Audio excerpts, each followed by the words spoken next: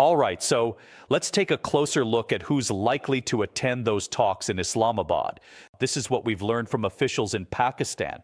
Pakistan's Prime Minister Shahbaz Sharif will host the meetings, and he'll be joined by Army Chief Asim Munir, widely seen as the country's most powerful security figure, and the Foreign Minister Ishaq Dah. The United States is expected to send Vice President J.D. Vance and Jared Kushner, Donald Trump's son-in-law, and a former presidential advisor. Also likely to attend are Special Envoy Steve Witkoff, as well as General Brad Cooper, who oversees U.S. military operations in the region. Iran's delegation will include the parliamentary speaker Mohammad Bakr Kalibeh and Foreign Minister Basarachi, who was involved in previous nuclear talks. And they're likely to be joined by the Secretary of the Supreme National Security Council and the Deputy Foreign Minister. So that's a lineup.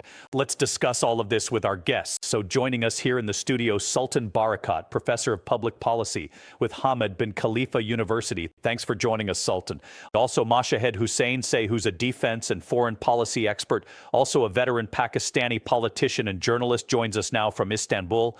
Also, Hamamed Raza Gholamzada, who's a director of Diplo House, a think tank in Thrawn, joins us from the Iranian capital, Thrawn and Hirza. I'd like to start with you. We were looking at the potential lineup at the negotiations, and the Iranian delegation includes an old hand at the talks.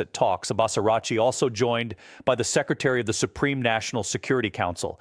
Tell us how they shape up in terms of likely positioning in these negotiations. Sure. First of all, let me share my condolences over the loss of your colleague in Gaza, as the report just mentioned. So about the formation of the Iranian team, it is combination of the politicians and somehow we can say good experience of military issues. So both Mr. Ali Bab and the Dr. Paul and then the Secretary of the Supreme National Security Council have a deep background in the RGC and military, and they have been involved in the 8 years war that we had with Saddam years ago in the 1980s. So they have a good understanding of the military issues, and they have a good relations and connections with IRGC and with the armed forces. And of course, they are politicians as well. And we have on the other side, we have the Maki and Dr. Anchi, both of them very vast experience in negotiations, and they have been involved in both in JCPOA during President Obama and in the two negotiations that we had with Trump administration, which of course led to attacks against Iran for both. So Hazer, a great deal of expertise and experience there. Mashahed Hussain, you're a former politician and journalist, know very well the intricacies of these kinds of negotiations. In the Pakistani team, we have the army chief as Munir. President Trump likes him a lot, doesn't he? So what front will they present, and how could that ease the process of these talks? Thank you very much. It's a pleasure to be on your program at a very historic moment in our region's and world history. Trump calls him his favorite Field Marshal Asim Munir.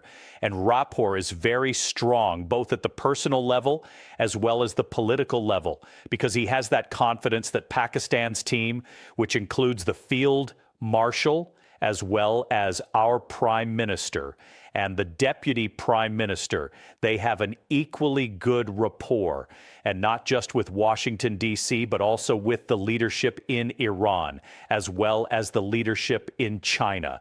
So we come as a force multiplier who are able to communicate concurrently with Washington, D.C., Thrawn, and Beijing, and we enjoy their respective confidence. Also, I think that Trump is impressed by Pakistan's military and political credentials because of what happened last May 2025, when there was this encounter with India, and Pakistan got the better of India militarily. So Trump is impressed by, people in uniform, tough guys, winners, and people who can deliver. So he has that confidence that the Pakistani leadership has the capacity to deliver, and we have delivered in bringing the two protagonists to the conference table, which was impossibly a few days ago. And Sultan, so for the United States, the team there, it seems, will be led by the U.S. Vice President J.D. Vance, reportedly an opponent to the Iran war. Is that a good thing for the potential success of these very, very difficult and delicate talks? I think it's an important qualitative difference from what the team before, and in fact, the Iranians themselves criticize Witkoff and Kushner because they've had that previous experience with them when the talks were called off and the attack happened. So J.D. Vance is in a unique position publicly. He has supported Trump's strategy towards Iran, and I think he tried his best to present a unified front within the administration. But we know from his private briefings and those close to him that he wasn't at all comfortable with the war. He's not comfortable with the justification of it, and he's very, very worried about the next elections, both in terms of his own possibilities to become a president. You know, unlike Trump, he stands a good chance without having to change the Constitution to be elected, and he stands a good chance to give the Republicans a go at the next elections. So he's very concerned about this derailing what he sees as the recovery of the Republicans. You know, that they've come into power, they've taken a good mileage. So from his perspective, I think this is extremely important. He has to, but he has to walk extremely carefully because he doesn't want to be seen as conflicting with his boss. At the same time, he's paving the way, beyond his boss, if that's the right expression. All right. So those are the sort of relative line art. So the thing is, there's a whole low of confusion about what they're actually going to negotiate and who's included, who's incorporated in the ceasefire. So let's have a look at what's being said. This was a confirmation from the Pakistani Prime Minister Shehbaz Sharif on Twitter on Tuesday. He said, "I'm pleased to announce that the Islamic Republic of Iran and the United States of America, along with our allies, have agreed to an immediate ceasefire everywhere, including Lebanon, importantly, and elsewhere, effective immediately." Then we have the U.S. Vice President J.D. Vance. He said on Wednesday that trans negotiators thought the U.S.-Iran ceasefire included Lebanon, but the U.S. had in fact not agreed to that. I think the Iranians thought that the ceasefire included Lebanon, and it just didn't. We never made that promise. We never indicated that was going to be the case. What we said is that the ceasefire would be focused on Iran and the ceasefire would be focused on America's allies, both Israel and the Gulf Arab states. So that's J.D. Vance. So Mushahid there in Istanbul, it's a critical moment, isn't it? As the Iranian president has said, what pressure will Pakistani negotiators be applying to hold Israel in check and so prevent any kind of Iranian retaliation and blow up the talks? I think let's be very clear on the facts. When Trump tweeted, he tweeted on the basis of the 10-point plan presented by Iran via Pakistan.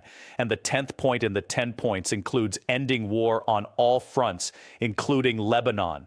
So Trump himself, by agreeing to the 10 points as the framework for discussion, which Pakistan and Iran have already publicly endorsed, is already included Lebanon in the discussions.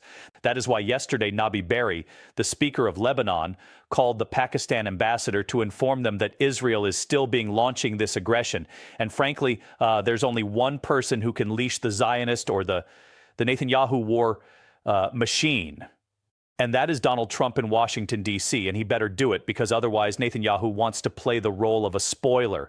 And he's very upset with this whole arrangement because all his plans have gone.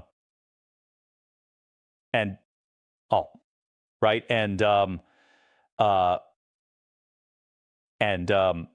it's not working out. And he was the one who was masterminded this war, as the New York Times has documented yesterday through his February 11th briefing to the White House. So I think the U.S. has to stop Netanyahu from this aggression against Lebanon. And Lebanon is part of the agenda in the peace process between U.S. and the Iranians.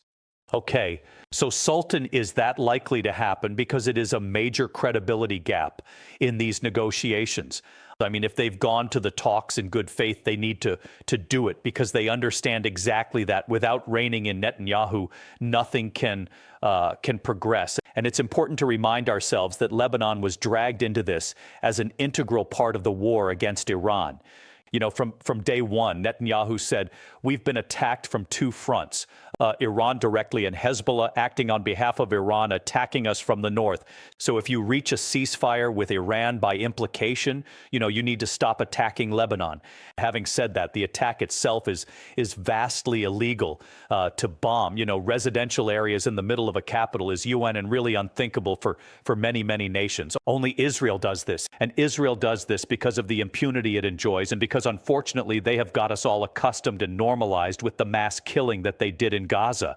So for them, 250, 300 civilians going over 10 minutes is not a big deal. And that is the real sad of the situation at the moment. All right, they're in Thran, second day of the ceasefire. It's precarious right now, getting more precarious by the moment it seems. Do you think Iran show restraint in the face of further Israeli provocation should it come? It doesn't sound as if it will, given what the leaders have been saying. Iran would prefer a ceasefire to be in place, and it has treated the current situation for the past 36 hours, or let's say for the past 2 days, the same way it has given the chance to the other side to stop the Israelis from the attacks. I'm not quite sure whether it is a correct policy and would be fruitful or not. But anyway, it seems that the Iranians want to keep the ceasefire in place and put pressure on the Americans and other players to stop Israelis and include Lebanon in the ceasefire as a result. That's what we are hearing from some European countries, from Pakistan and many other actors in the world that are asking for a pause in ceasefire.